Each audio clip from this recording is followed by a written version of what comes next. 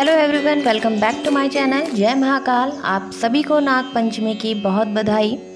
जबलपुर में रहने वाली सुमन अपने माता पिता के साथ रहती थी। सुमन का कोई भाई नहीं था। हर साल जब रक्षाबंधन का त्यौहार आता तो सुमन का मन दुखता।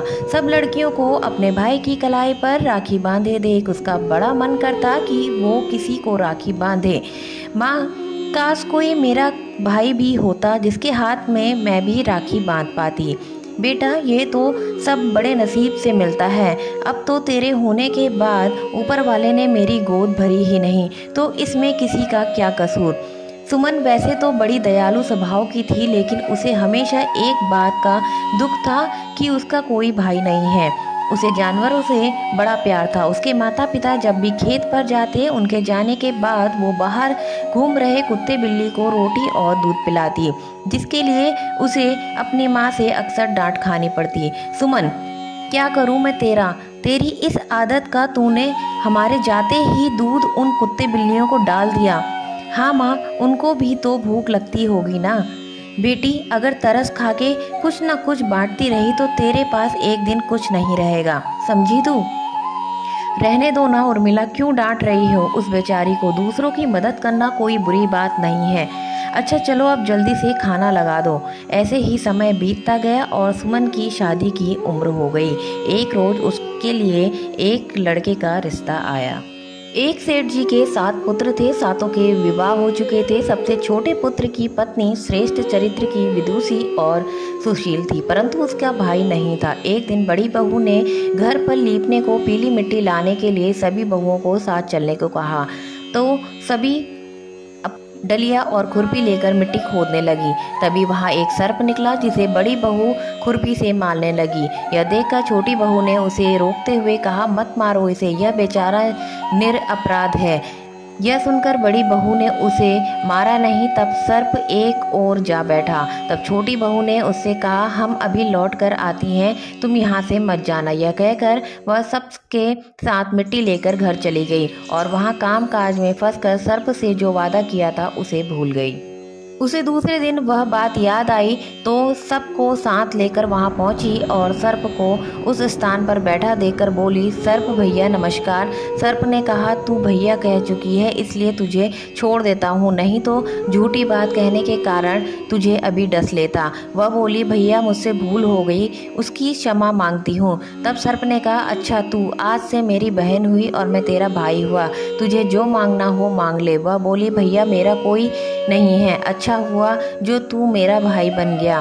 कुछ दिन व्यतीत होने पर वह सर्प मनुष्य का रूप रखकर उसके घर आया और बोला कि मेरी बहन को भेज दो। सबने कहा कि इसके तो कोई भाई नहीं था, तो वह बोला, मैं दूर के रिश्ते में इसका भाई हूँ, बचपन में ही बाहर चला गया था। उसके विश्वास दिलाने पर घर के लोगों ने छोटी को उसके साथ भेज दिया। उसने मार्ग में बताया कि मैं वही सर्प हूँ, इसलिए तू डरना नहीं और जहाँ चलने में कठिनाई हो वहाँ मेरी पूँछ पकड़कर मेरे साथ चलना।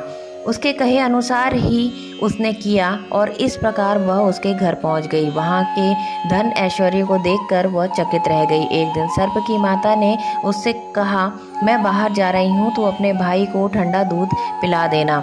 उससे यह बात ध्यान नहीं रही और उसने गर्म दूध पिला दिया, जिससे उसका मुख बुरी तरह जल गया। यह देखकर सर्प की माता बहुत क्रोधित हुई, परंतु सर्प के समझाने पर वह चुप हो गई। तब सर्प ने कहा कि बहन को अब उसके घर भेज देना चाहिए। तब सर्प और उसके पिता ने उसे बहुत सा सोना चांदी जवाहरात वस्त्र भूषण आदि देकर उसके घर पहुंचा दिया। इतना ढेर सारा धन देखकर बड़ी बहू ने ईर्ष्या से कहा, भाई तो बड़ा बलवान है, तुझे तो उससे और भी धन लाना चाहिए। सर्प ने यह वचन सुना, सब वस्तुएं सोने की लाकर दे दी। यह देखकर बड़ी बहू ने कहा, इन्हें झाड़ने के लिए झाड़ू भी सोने की ही होनी चाहिए। तब सर्प ने झाड़ू भी सोने की लाकर रख दी। सर्प ने छोटी बहू को हीरा मणि का एक अद्भुत हार दिया था। उसकी प्रशंसा उस देश की रानी ने भी सुन ली और वह राजा से बोली कि सेठ की छोटी बहू का हार यहाँ आना चाहिए। राजा ने मंत्री को हुक्म दिया कि उससे वह हार लेकर शीघ्र उपस्थित हो। मंत्री ने सेठ जी के वहाँ जाकर महारानी जी छोटी बहू का हार पहनेंगी वह उससे लेकर मुझे दे दो। सेठ जी ने डर के कारण छोटी बहू से हार मांग कर दे दिया। छोटी बहू को यह बात बहुत बुरी लगी। उसने अपने सर्व भाई को याद किया और आने पर प्रार्थना की कि भैया रानी ने हार छीन लिया है, तुम ऐसा कुछ करो कि वह हार उसके गले में ना रहे, तब तक के लिए सर्प बन जाए और जब वह मुझे लौटा दें तो वह हीरा मणि का हार हो जाए। सर्प ने ठीक वैसा ही किया। जैसे ही रानी ने हार पहना वैसे ही वह सर्प का बन गया। यह देखकर रानी चीख पड़ी और रोने लगी। यह देखकर राजा ने सेठ के पास खबर भेजी कि छोटी बहू को तुरंत भेजो। सेठ जी डर गए कि राजा ने न जाने क्या करेगा। वे स्वयं छोटी बहू के साथ वहाँ उपस्थित हुए। राजा ने छोटी बहू से पूछा, तूने क्या जादू किया? मैं तुझे दंड दूंगा। छोटी बहू बोली, राजन गृहस्था क्षमा चाहती हूँ। यह हार ही ऐसा है कि मेरे गले में हीरा और मणियों का रहता है और दूसरे के गले में सर्प बन जाता है। यह सुनकर राजा ने वह सर्प बना हार उसे देकर कहा, अभी पहन कर दिखाओ। छोटी बहू ने जैसे ही उसे पहना वे हीरों मणियों का हार हो गया। यह देखकर राजा को उसकी बात पर विश्वास हो गया और उसने प्रसन्न होकर बहुत सी मुद्राएं भी पुरस्कार में दी। छोटी बहू अपने हार और धन सहित घर लौट आई। उसके धन को देखकर बड़ी बहू ने ईर्ष्या के कारण उसके पति को सिखाया कि छोटी बहू के पास कहीं से धन आया है।